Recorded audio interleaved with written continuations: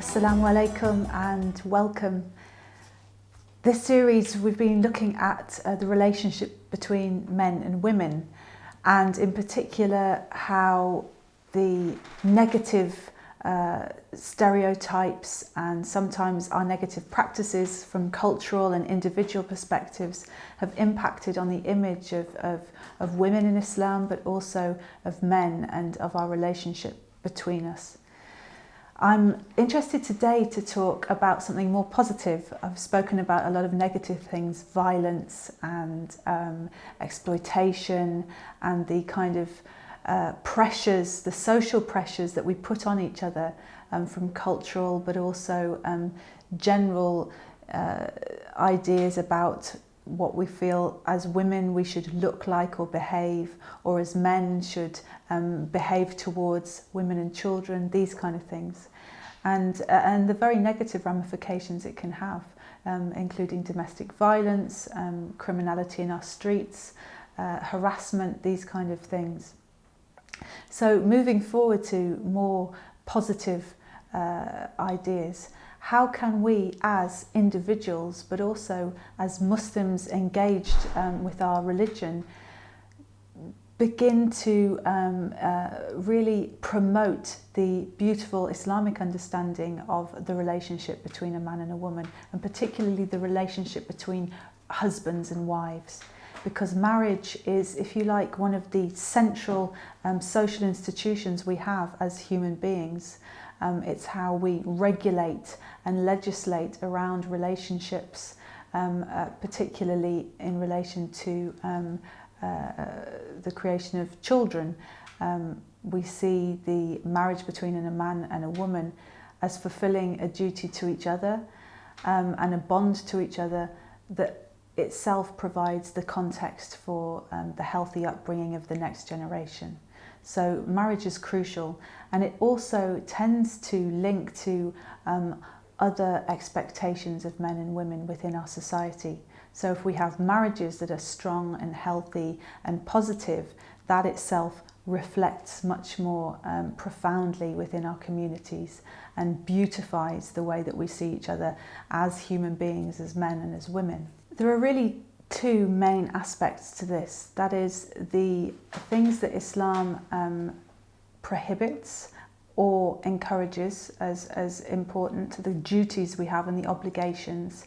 And then there are the broader, the spirit that Islam brings, the kind of things that aren't necessarily about halal and haram, but are about fulfilling the betterment of our relationships, of bringing that ihsan into our relationships, of being good Muslims and good wives and as good husbands. So I'm going to begin about talking about some of the rights and responsibilities and duties. And perhaps one of the first things to point out, and it relates to previous discussions, is this idea that we often have that men have very fixed roles within a marriage and that women have very fixed roles within a marriage.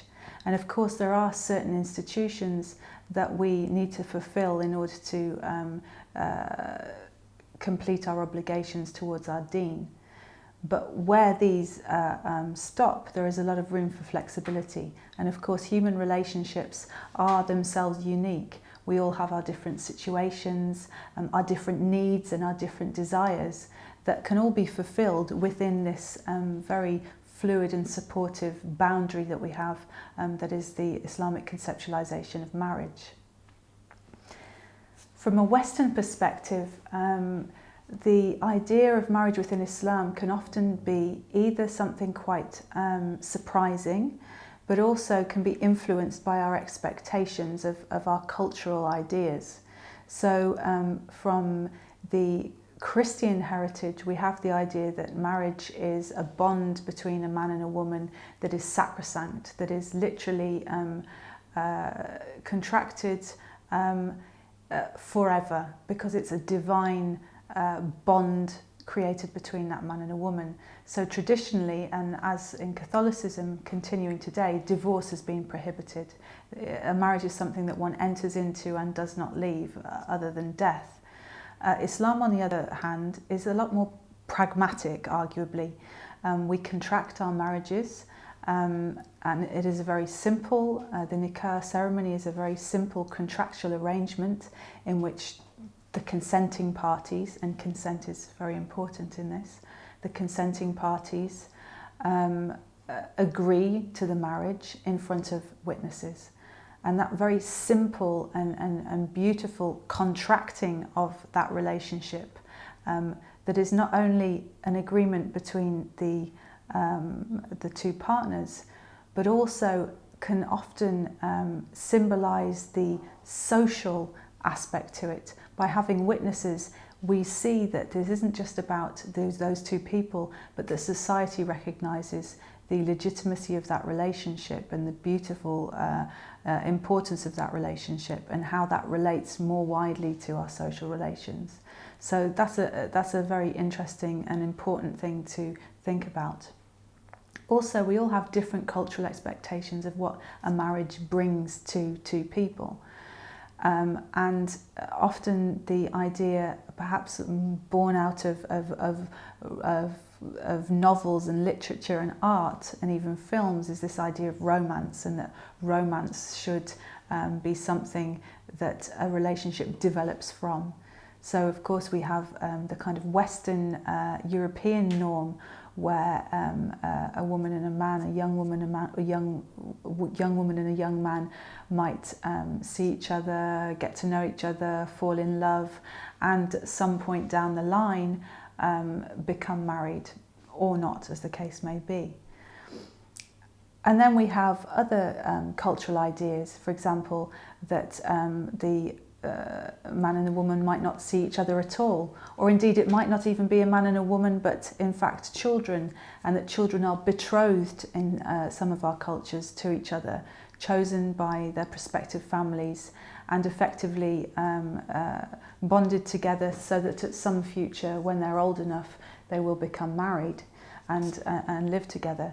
So this idea of romance is in that context completely taken out of the picture, and that perhaps the idea of romance grows after the marriage itself, but certainly not before. So we have these cultural expectations, but actually the Islamic framework itself is one of simplicity, and as I say, the consenting adults who agree to the marriage in front of the witnesses, and then have certain obligations towards each other. And those obligations are often centered around the social and economic responsibility of those two partners. And this is an interesting aspect as well, because it also relates to the slight gender differences that we see within the Islamic framework towards men and women and their understanding and duty as those genders.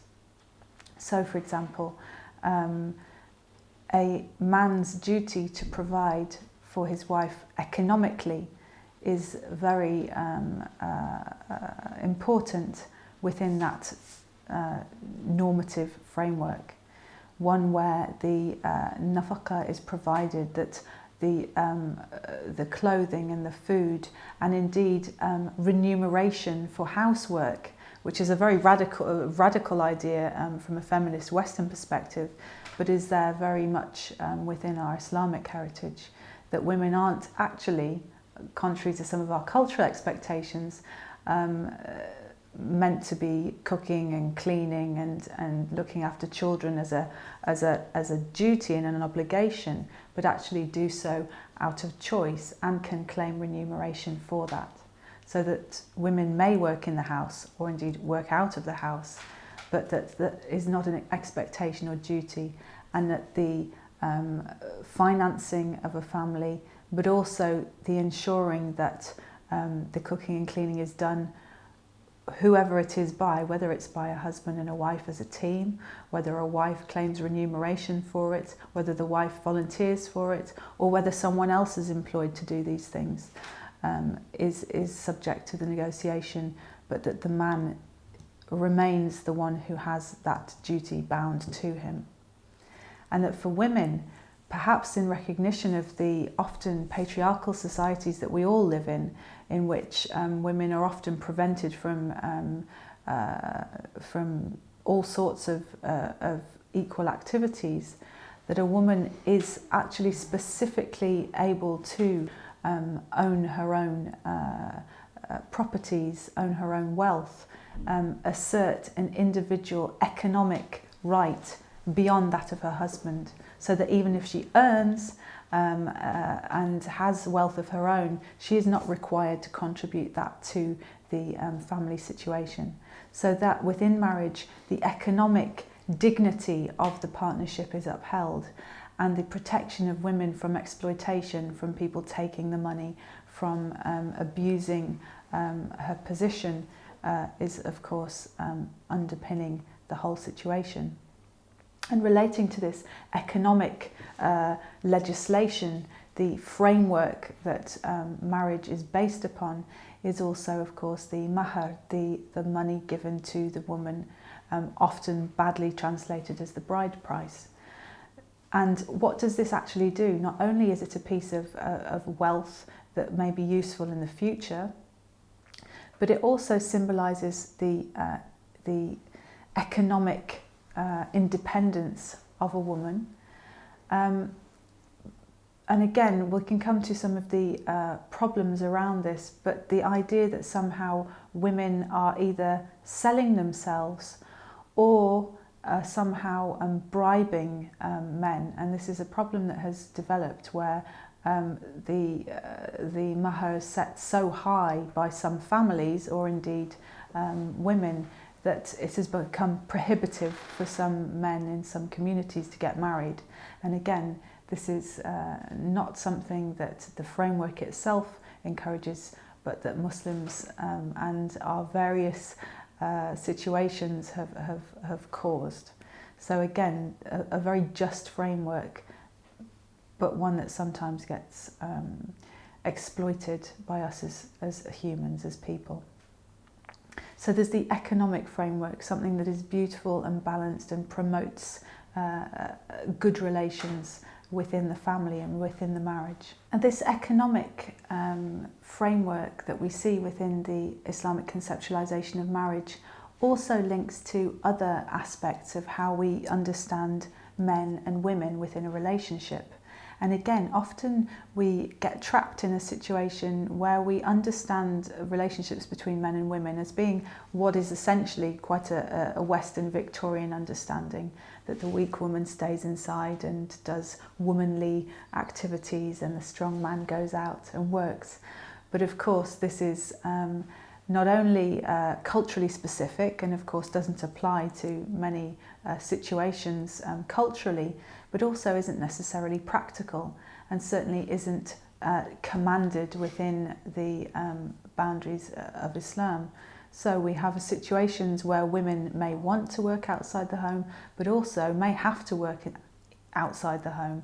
The situations of us all in times of globalized austerity mean that many of us do have to work, and the Islamic framework allows for this, and it makes sure that men and women are treated in a way that is fair and able to sustain the welfare of the family and the welfare of women and children in particular. So we'll talk about more of our duties and obligations and the support of our relationships within marriage after the break. Please join me. Assalamu alaikum.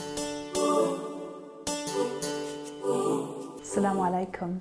So before the break, we were talking very specifically about the economic duties, the obligations that the Islamic marriage contract and framework for our relationships within marriage are underpinned.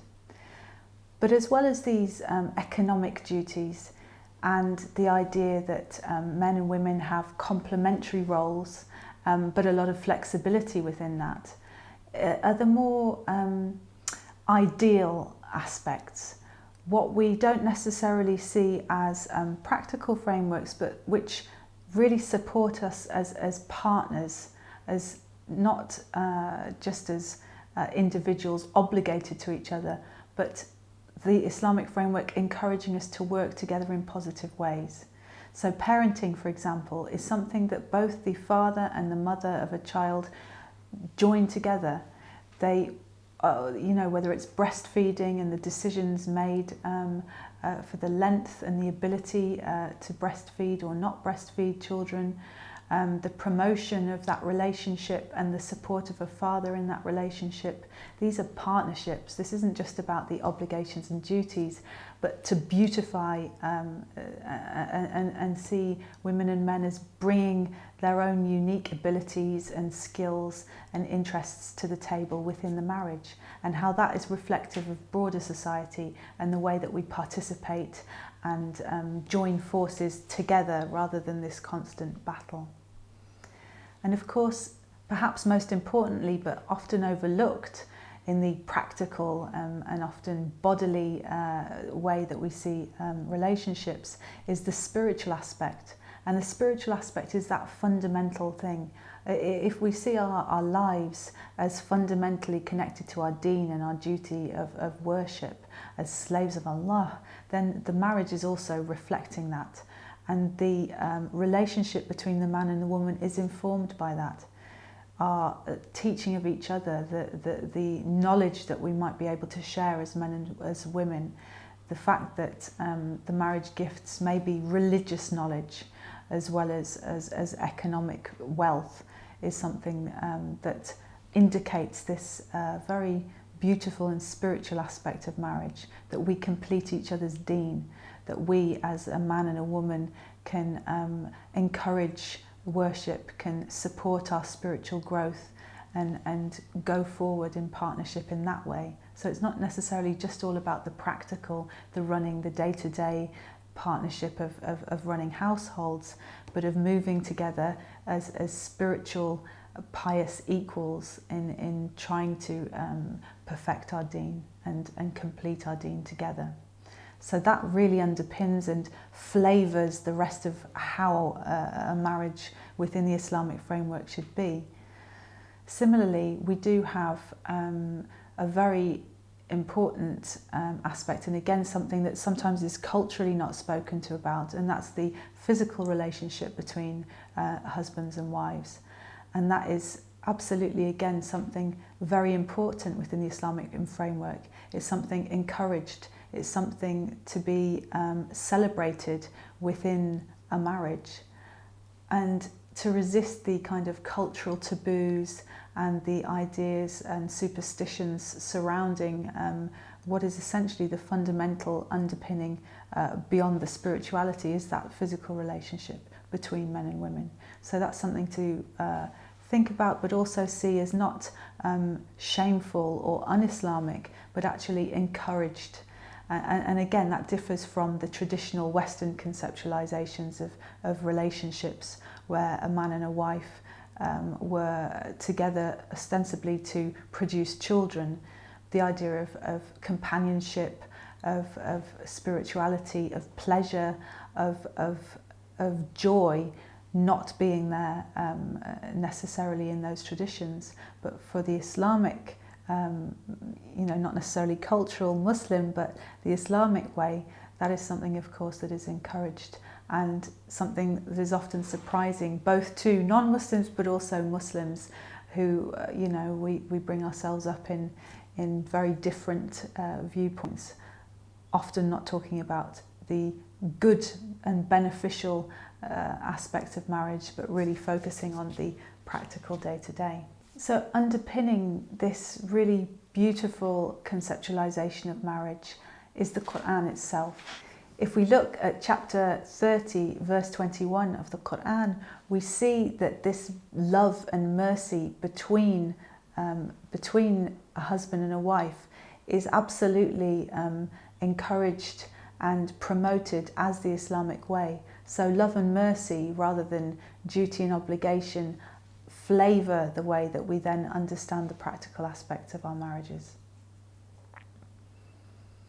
So we have the ideal and the beautiful, and we also have the aspects that protect us when things go wrong, and not only protect us from exploitation within marriages or the problems that all of us may face at some time, but also in the extreme situation where marriages break down, we do as Muslims have that choice to divorce and to contractually dissolve the relationship, which is again a blessing and something that can be taboo in our societies and in our communities, but is there for a reason. And that marriages that are unhealthy and not working out, Islam permits their dissolution. But when we see that as something permissible, we see also within our cultural attitude sometimes things that come from that negatively, and particularly in relation to women, we see divorcees as being held up as somehow as tainted goods, or people that, you know, one doesn't marry unless one has no choice. And of course, this isn't the Sunnah. The Prophet ﷺ showed us about marrying, you know, people who are good for us and suitable for us, despite age or background or ethnicity or class, or whether someone is has been married previously. So again, going back to the Sunnah and the spirit of Islam, we see our cultural struggles actually being overcome by this Islamic tradition and by what is good for us as human beings, as Muslims, within our relationships. So we have a practical framework for economics and how to organise the household within that boundary.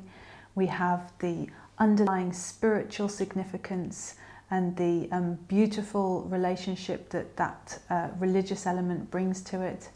And we have the emotional importance, the emotional relationship that we can gain through marriage, so that as a right, we have the right to be honoured and to be respected and to be to be patient with one another.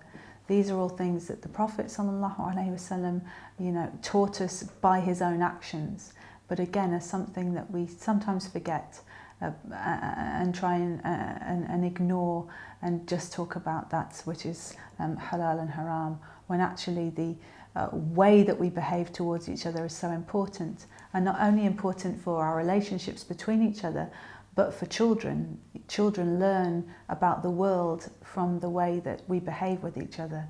Children learn about love and kindness and mercy, that rahmah we have for each other and with each other, by looking at parents and by looking at the relationships. So in households where we have violence and all sorts of distress, this not only affects us as individuals, as adult human beings, but also our children. And that's one of the huge reasons why we have to strive to support each other and help each other and encourage us, as friends and as brothers and as sisters and as husbands and wives, to benefit our ways and get these duties right within our relationships. Another really important conversation around marriage, and one that is increasingly polarizing and people argue a lot around, is not just the marriage between one man and one wife, but marriage between one man and more than one wife. In particular, something that is shocking from a Western perspective, where polygamy has been taboo from Christian times and continues to be, but also socially, where it's something is very unusual and not done. But what's interesting is that, of course, it is common amongst some of our communities, and it is available within the Islamic framework for a man to marry up to 4 wives. But what's interesting around these debates are, what is causing the controversy? First of all, the idea, of course, from the Islamic perspective, that a man has to treat his wives always absolutely equally, and how this is done was obviously performed to perfection by the Prophet ﷺ, but in many instances is not possible for the men in contemporary times, or indeed throughout history. and which is why it is not always the norm in many of our cultures. So there's cultural elements, but also practical elements that have either encouraged the polygamy or discouraged it. But often there are debates around, sharing a husband, what that does to a relationship. And again, it comes down to context. For some situations and for some people, this is something suitable. But again, we get men who assert a right within an interpretation or within a religious tradition over the benefit of relationships. So again, we have to start thinking about what is beneficial to a particular family. It may well be a polygamous marriage, but it may be one that is beneficial to all parties if it is monogamous. Again, Islam allows us for the choice, but not necessarily dictating one way or the other. So without trying to paint a rigid picture of marriage within Islam, I've tried to spend this episode talking about the ways in which, as individual human beings, as individual Muslims, as men and as women, we can come together within marriage and address the practical aspects of marriage itself, but also the running of a household, the care of children, how the Islamic framework supports that, but doesn't necessarily dictate specific relations. The expectations of culture often supersedes the flexibility that Islam accords. And of course, not only the practical aspects, but the spiritual aspects, the partnership of a man and woman in their journey to becoming better Muslims, in pleasing Allah. And of course, the Quranic ayah that really beautifies and shows the love and mercy that should become, that talks about a man and a woman as garments for each other, to protect each other, to beautify each other, rather than the kind of very depressing and aggressive situation that we often find ourselves in, or the stereotypes about men and women, and particularly in the Islamic context. And of course, to fulfill the duties we have to Allah, but also to each other, and the importance that that bond and the beautiful bond that we can have with each other as men and as women filters out, influences our children, influences our communities, influences our societies, so that nurturing and helping, rather than continuing with the battling and the taboos and the shame and the ideas of honour, can be so much more positive. So thank you for joining me, and inshallah join me next time, and Assalamu alaikum.